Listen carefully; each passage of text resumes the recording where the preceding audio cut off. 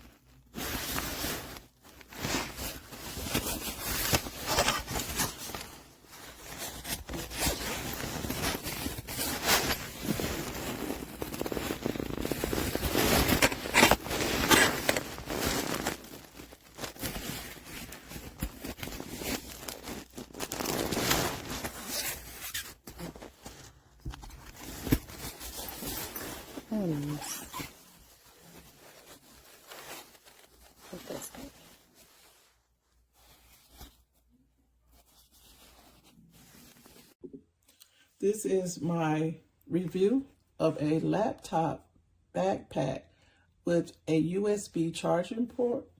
I just wanted to share this backpack that I purchased. It's very large. It's what I needed, and I wanted to share different features that I use daily. I really enjoy being organized, so it has different compartments that I use.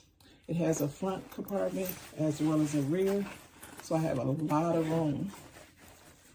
Also, it has different compartments that is organized, and I love it. Also, I can put my laptop, my different devices and material in the inside. Also, I want to say that this backpack supports up to a 15-inch laptop and many other devices. It comes with a USB charging port. I thought that was great for traveling.